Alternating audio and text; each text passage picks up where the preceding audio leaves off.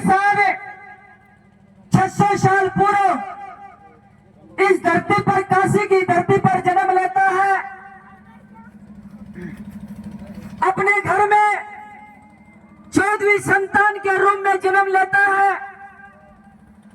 और जब वो जन्म लेता है तो जो बगीचा, जो बाग काशी का था, जो कि राख बन चुका था, उस पूरे जंगल में, उस पूरे वन में हरियाली छा गई। ये कड़वा सत्य है जब ये महापुरुष जन्म लिया था। आपको अपने महापुरुष को पढ़ना चाहिए। आपको इस धरती ही नहीं, संसार का वो दार्शनिक जिसने इस देश के 3300 करोड़ देवी देवताओं को नतमस्तक करने पर मजबूर कर दिया, ऐसे महापुरुष के घर में आप लोगों ने जन्म लिया। ऐ मेरी मातृशक्ति,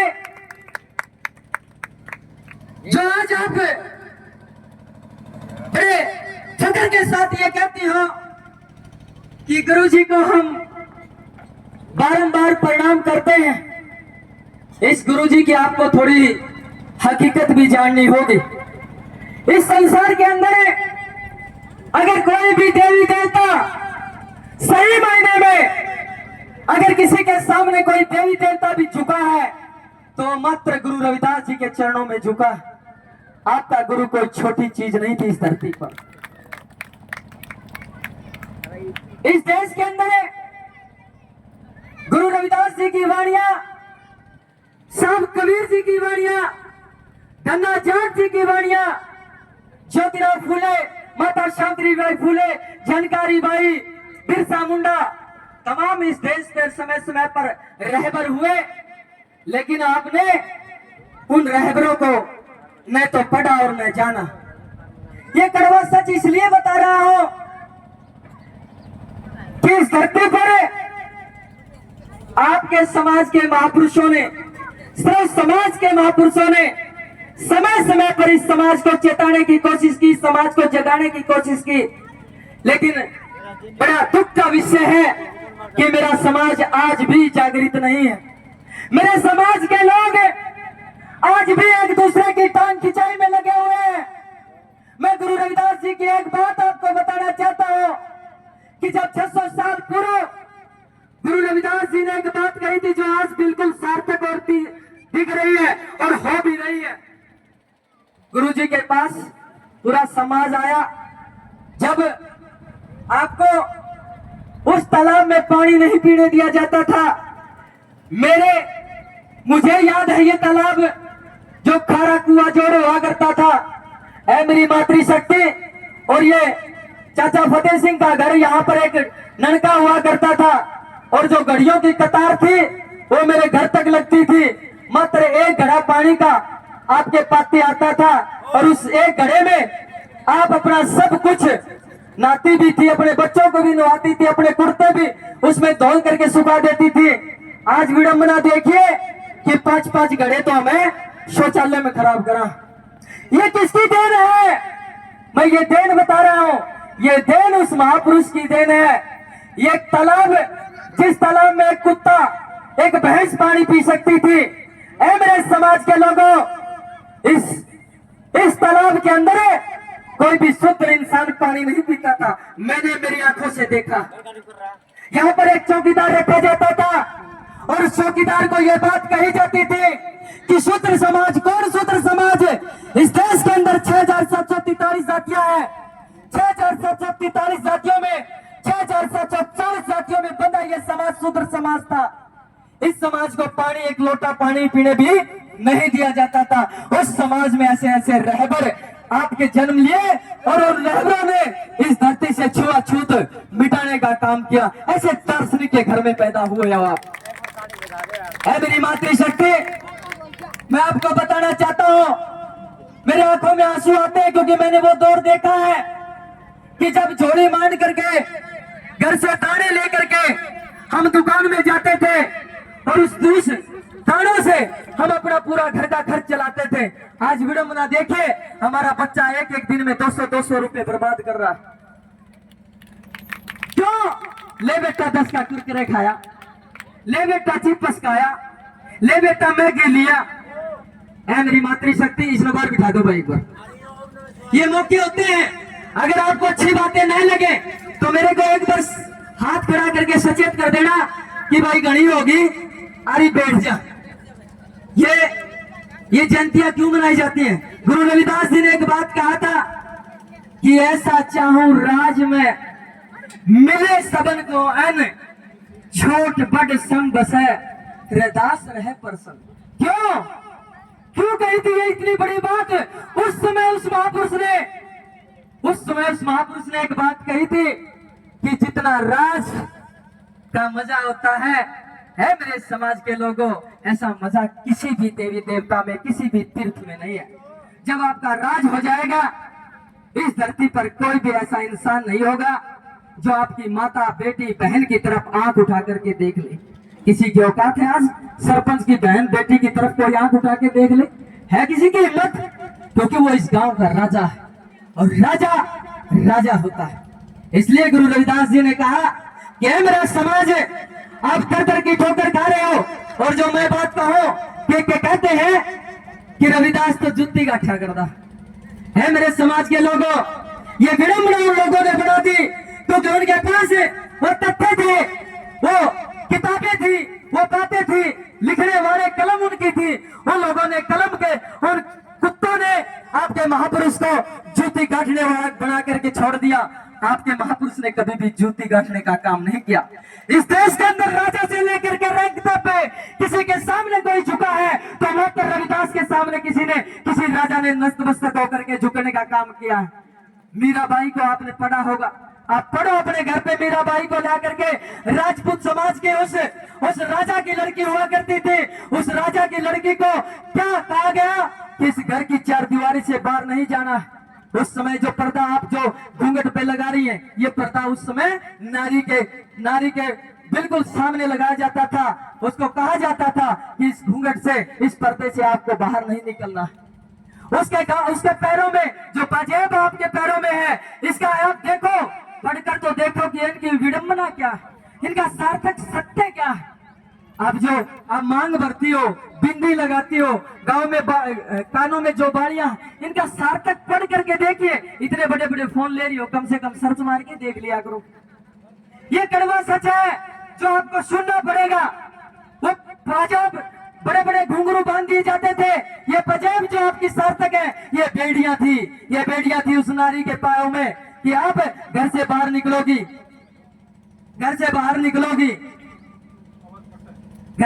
निकलोगी तो आपका पता चल जाए, आपके घुंघरू की आवाज से पता चल जाए राजा को कि बाहर निकलने की कोशिश कर रही है। इसलिए आपके पैरों में जो बेड़ियां हैं वो बेड़ियां डाली गई थी। इन बेड़ियों को तोड़ने का काम गुरु रविदास जी ने कहा 600 साल पहले, लेकिन ये समाज आज भी नहीं मान रहा। ऐ मेरे समाज के लोगों, मैं एक तथ्य छोटा सा और बताता हूं। जब राजा महाराजाओं का इस देश पे हुक्म हुआ करता था, उस समय मेरा समाज पर जो प्रहार किया जाता था, जो क्रूरता की जाती थी, उसको लेकर के गुरु रविदास जी ने कहा कि ये क्रूरता आप लोगों पर क्यों की जाती है, आपको पता होना चाहिए। तो पूरे समाज ने कहा, सिर्फ समाज के लोग, साथियों आज विडंबना देखिए, कबीर का हाथ, गप्फी में हाथ कौन भर रहा? सारे दानक। चमारा का कौन भर रहा? सारे चमार रविदास का। अरे क्यों? इस धरती पर दो ही रत्न पैदा हुए, शाब कबीर और शाब गुरु रविदास जी। उनकी बाणियां कौन सुनावा है? कदे वो हर कदे वो। अरे हमारा समाज सारा टूट के पड़ रहा है। अरे आपका इसने बाहर भेज दे भाई, महेंद्र इसने बाहर भेज दे। हमारा समाज झुक कर रहा। तब गुरु रविदास ने कहा कि आप पर जो अत्याचार, जो जुल्म हो रहा है, उसका कारण है आपका राजा नहीं है, आपका राजा नहीं है, आपका प्रधान नहीं है। पूरे समाज ने कहा कि हम राजा कैसे बनाएं? गुरु रविदास जी ने कहा कि आप सभी इकट्ठे होकर के आपका एक, जैसे कि हम सरपंच चुनते हैं, ऐसा ही आपका एक प्रतिनिधित्व करने वाला चुने, ताकि आपकी बात किसी राजा के सामने वो रखे तो उसकी बात पर अमल किया जाए। साथियों, जैसे कि आज हमने अपना प्रधान बनाया है राजकुमार भाई को, उससे पहले हमारे मैनेजर साहब से ये क्यों बनाए जाते हैं? क्योंकि ये समाज का जो प्रतिनिधित्व है वो करें, इसलिए बनाए जाते हैं। उस समय गुरु रविदास जी ने कहा कि बना करके लाओ अपना राजा, और फिर मैं उसको बताता हूँ कि किस तरीके से जो आपकी क्रूरता है, बर्बरता है, ये कैसे नाश हो सकती है, उसका मैं कारण निवारण बताऊंगा।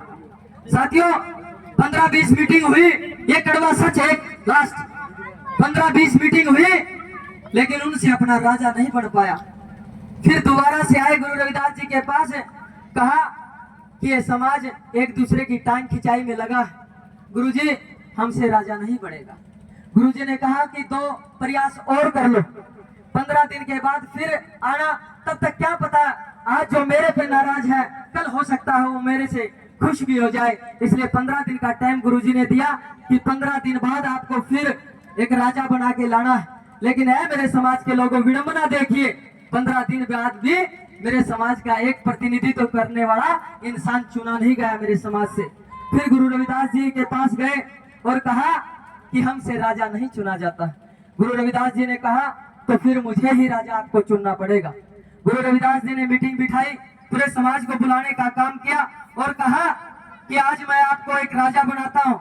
सारे पानी मारे जड़, गुरु जी आप राजा बनाओगा, कदे वो नु सोचे मैं गुरु जी की ज्यादा सेवा करूं मन राजा बनाओगा, कदे वो नु सोचे मैं राजकुमार भाई का ज्यादा थोड़े फेवर करूं मन बनाओगा इनकी बार। लेकिन गुरु जी ने कहा कि मुझे पता कि आप एक दूसरे पर सहमति नहीं बना पाए, इसलिए मैं आज बनाऊंगा।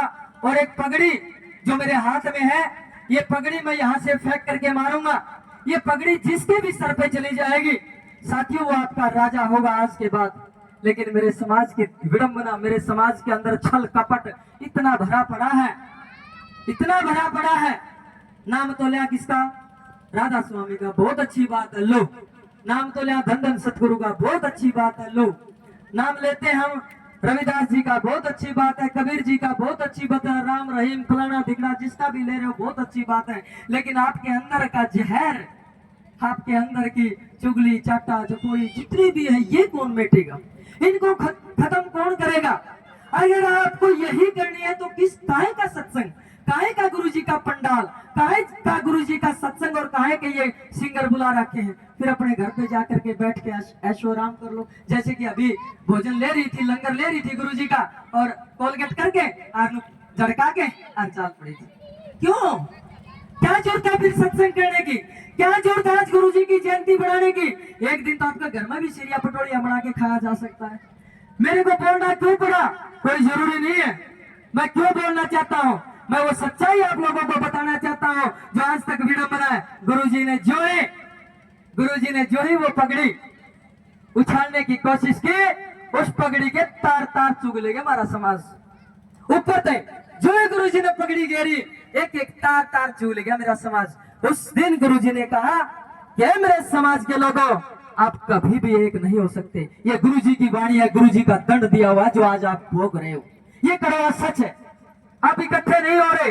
गुरुजी ने कहा कि ऐसा चाहूं राज में मिले सबन को अन्न, छोड़ बड़ सम बसे, गुरु रविदास रहे प्रसन्न। काहे की बात कही थी कि मेरे समाज के लोगों, आप इकट्ठा हो जाओ, आपका राजा बनाओ। कोई भी दुनिया की ताकत नहीं है आपका राजा बनने से रोक सके, किसी दुनिया की ताकत नहीं है। इसलिए साथियों, मेरी बातें लंबी हो जाएंगी, बोर हो सकते हो और कड़वी है, आपको माननी पड़ेगी। लेकिन गुरुजी की बात के साथ साथ उस इंसान को थोड़ा लंबा ले जाऊंगा, क्योंकि ये बातें मौके होते हैं और मौके पर ये समाज इकट्ठा होता है। 15-20 मिनट और लास्ट, हालांकि मैंने तो 8 घंटे बुला ले, जो इतना भरा पड़ा हूँ, फाटा भरा पड़ा हूँ मैं भी। आपके काम की बात बता रहा हूँ सारी, अगर आप अमल करोगी तो। उसके बाद ज्योतिराव फूले ने अपनी पत्नी को 1818 के अंदर, अनपढ़ थी ज्योतिराव फूले की पत्नी माता सावित्रीबाई फूले। माता किसको कहते हो? शिक्षा की देवी सरस्वती को। अरे डूब के मरो मेरे समाज के लोगों, आपको अपना सच्ची देवी का नहीं पता, इस शिक्षा की देवी का नहीं पता, जो बैकवर्ड समाज में जन्म लेकर के आज उसका इतिहास पूरे बैकवर्ड समाज को नहीं पता है, आज उसका इतिहास मुझे पता। मैंने बड़ा कठोर तरीके से पढ़ने का विषय 2002 में शेर छोटू राम को, धन्ना जाट को, बिरसा मुंडा को, लाला लाजपत राय को, माता सावित्रीबाई फुले को, जानकारी बाई को, इन तमाम महापुरुषों को पढ़ने का काम किया। और तमाम महापुरुष मेरे उंगलियों पर हाथ याद।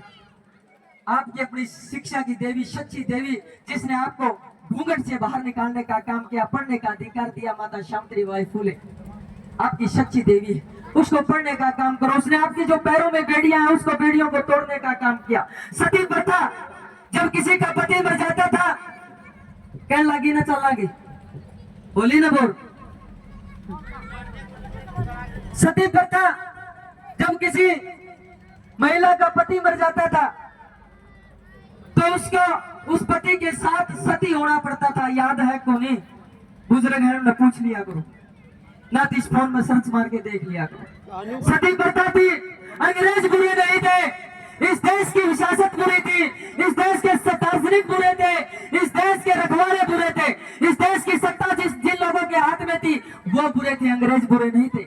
अंग्रेज आपको बहुत कुछ देके गए हैं, शिक्षा का अधिकार, वोट का अधिकार, बैंक ऑफ इंडिया, ऐसे ऐसे तमाम अधिकार आपको अंग्रेज देके गए हैं। अंग्रेज बुरे नहीं थे। माता सावित्रीबाई को फुले को पढ़े, जिसने आपको आपके लिए पहला विद्यालय खोलने का काम किया, शिक्षा देने का काम किया।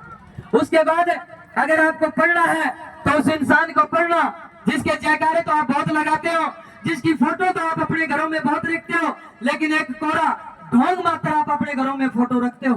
बाबा साहब को पढ़ो। अरे जिस इंसान ने अपनी 4 औलाद कुर्बान कर दिया आप लोगों के लिए। हिंदू कोड बिल 1952 के अंदर जब संसद के पटल कर रखा गया तो इस देश के तमाम पूंजीवादी लोग, इस देश के तमाम वो मनवादी लोग बाबा साहब के दूर विरोधी खड़े हो गए। जिसको आप चाचा की संज्ञा देते हो, दूर विरोधी खड़ा हो गया वो। उसने कहा कि अम्बेडकर, हम महिलाओं को समानता का अधिकार नहीं देने देंगे। जो वोट का अधिकार महिलाओं को आप देना चाहते हो, जो महिलाओं को बराबर में बैठने का जो अधिकार आप देना चाहते हो, अम्बेडकर, हम महिलाओं को बराबरी का हक अधिकार नहीं देना चाहते। और जब हिंदू कोड बिल पटल पर रखा गया तो मेरी मातृशक्ति उसको Patel and party, Nehru and party, Gandhi and party के लोगों ने फाड़ करके परे कर दिया। और पहला कानून मंत्री बाबा साहब डॉक्टर भीमराव अम्बेडकर ने अपने पद से इस्तीफा देते हुए कहा कि अगर मैं महिलाओं को समानता का अधिकार नहीं दे सकता तो इस संसद में रहने का कोई अधिकार नहीं है। बाबा साहब ने अपने कानून मंत्री पद से इस्तीफा दे दिया आप लोगों के लिए। फिर आप पढ़ क्यों नहीं रहे उस इंसान को? अरे पढ़िए। आज पंच से लेकर के राष्ट्रपति की कुर्सी पर महिलाओं को पहुंचाने का किसी ने काम किया है तो मात्र आपका विद्वान आपके समाज में जन्मा बाबा साहब डॉक्टर भीमराव अम्बेडकर ने लिया। पर्दे से बाहर निकाल करके आज इस देश की राष्ट्रपति द्रौपदी मुर्मू बड़े फख्र के साथ जब झंडा लहराती है। अरे सोच के देखिए कि एक महिला को जब चूल्हे चौकी तक ही सीमित रखा जाता था, गोबर भारी तक ही सीमित रखा जाता था, उस महिलाओं को पढ़ने का अधिकार देकर के बाबा साहब ने आपको घूंघट उठाने का काम किया और आपको उस बड़ी कुर्सी पर बैठाने का क्या किया? किसी देवी देवता की देन नहीं है, बाबा साहब डॉक्टर भीमराव अम्बेडकर की देन। इसलिए मैं आपको अंतिम बार जो मैं अभी देख रहा हूं, मेरे गांव में बड़ा दर्द होता है और मुझे कहते भी है, मैं काफी बार कहता हूं कि पढ़ाई पर जोर दो तो नु क्या करें तय कि कल रख बन गया भाई। लेकिन एक बात मैं आप लोगों को बताना चाहता हूं, मैं कल रख बेशक ना बन गया हूं, मन से सभी सुनते हैं, रिकॉर्डिंग भी करते हैं। मैं कल रख बेशक ना बना हूं, भाई किशन बराड़ मेरे साथ हैं। 13 स्टेटा में घूम के, 13 स्टेट, 13 राज्य,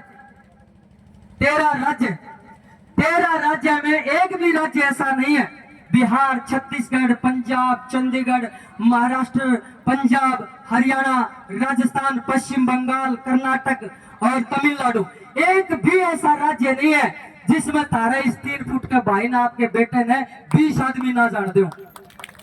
बड़े फख्र की बात मेरे लिए तो है, बड़े फख्र की बात है।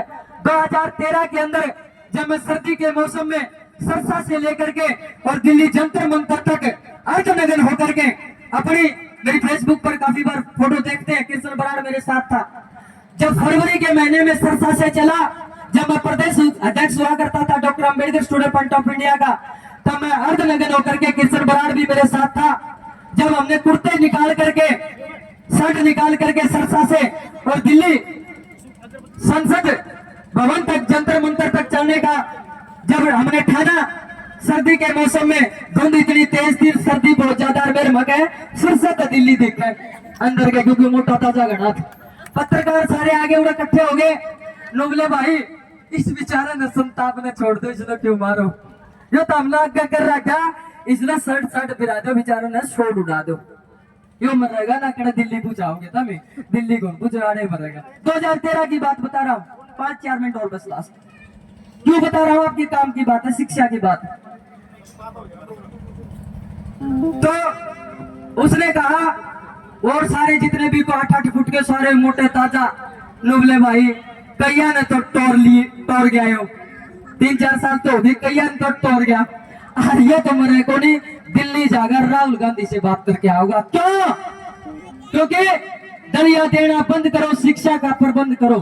कल की बात है, आपका बच्चा कटोरा लेके स्कूल में जाया करता दलिया खाने, वो कटोरा अगर किसी ने बंद कराया है तो आपके अपने इस लाल ने कराया, वो कटोरा चम्मच कटोरा जो आप बस्ते में डाल करके अपने बच्चे को भेजती थी। वो सुबह उठ करके अपनी माँ से कहता था कि पेंसिल किताब ज्योमेट्री बॉक्स ना देखा माँ, मेरे बस्ते में नो देख कि इसमें चम्मच और कटोरा है कि नहीं, क्योंकि मुझे स्कूल में जाकर के वो दलिया खाना है। मेरी मातृशक्ति, वो दलिया तो मैं बंद नहीं करा पाया, लेकिन उसमें सुधार मैंने बहुत अच्छा कराया है। उस चम्मच कटोरे को बंद करवाने का काम मैंने किया। मैं चाहे कल रख दे सकना लगा हूं, मेरा नाम 7 अक्षरों में समाज लेता है। जो स्टेट में 5% जो छूट मिलती है, जनरल के 90 में पास हुआ है, हमारा बच्चा 82 में पास हुआ है सीबीसी का, वो किसी और की देन नहीं है, तारे छोटे भाई की देन है। मन ने करा है 82 में पास होना। आज जो टीचर लग रहे हैं, बड़ी खुशी है, वो हमारी एक काले बहन हमारी बिटिया लगी है बाली दलकोट से पीसीटी, बड़ी खुशी होती है, मैं उसका गुरु रहा हूं। बड़ी खुशी है कि वो लेक्चरर लगी है, और बड़ी सरल स्वभाव की और बिल्कुल साफ सुथरी गुड़िया, उसके बारे में एक पिन टिके इतना भी दाग नहीं उस गुड़िया पे आज तक। वो लेक्चरर बनी, बड़ी खुशी हुई है मुझे, और उस गुड़िया ने मेरे को स्पेशल धन्यवाद दिया कि अगर आप अर्धनग्न होकर के दिल्ली नहीं जाते, 5% हमें छूट नहीं मिलती, तो आज मैं लेक्चरर की पोस्ट पे नहीं होती। अगर मैं लेक्चरर की पोस्ट पे हूँ तो राजपाल अम्बेडकर की बदौलत। इसलिए मैं आपको बताना चाहता हूँ कि अपने बच्चों की शिक्षा पर आप ध्यान दो। आपके बच्चे छोटे छोटे बिगड़ चुके हैं। जो कोरोना काल आया, उस कोरोना काल में मेरे जैसे भी जो कदे भी शराब का सेवन कौन कराया करते, वे भी चपेट में आ गए। क्यों आगे? नुबला कोरोना गोली होगी तो ढक्कन पे आ दे। उस 2 ढक्कन के चक्कर में और मेरे समाज का छोटा छोटा बच्चा 13-13 साल का सारा शराब का आदि हो, और सारे आज हुक्के के आदि हो रहे है। मेरी मातृशक्ति, अपने बच्चों पर थोड़ा सा जोर दे लो, थोड़ा जोर दे लो। उस बच्चे के रख रखाव पर, देख रेख पर माँ बाप की जिम्मेवारी बनती है। और स्कूल में जाकर के अपने बच्चे की पढ़ाई के बारे में पूछे, कहते हैं बोले सरकारी स्कूल में पढ़ाई कौन हो। मैं कहता हूँ फकर के साथ सरकारी स्कूल में पढ़ाई होती है। और मेरा छोरा बिटिया शामी जो अपने आप को ये कहता है मैं कृष्णा प्रणामी में पढ़ू, वो छोरा मेरे छोरे के दौरे बिठा के देख लो, मेरा पढ़ जा पाक पढ़ देगा छोरा 1 मिनट में। सरकारी स्कूल में पढ़ा क्यों? क्योंकि मैं हर तीसरे दिन जाता हूँ सरकारी स्कूल में, टीचर्स को कह के आता हूँ कि मेरे बच्चे को पढ़ाओ, सारे समाज के बच्चों को पढ़ाओ। आपको सरकार तनख्वाह देती है, बाबा साहब की बदौलत आपको तनख्वाह मिलती है। इसलिए आप अपने बच्चों पर, शिक्षा पर ध्यान दें, और अपने बच्चों को ये जरूर देखें कि मेरा बच्चा शिवानी जावे है तो कॉलेज में जावे है कि नहीं जावे।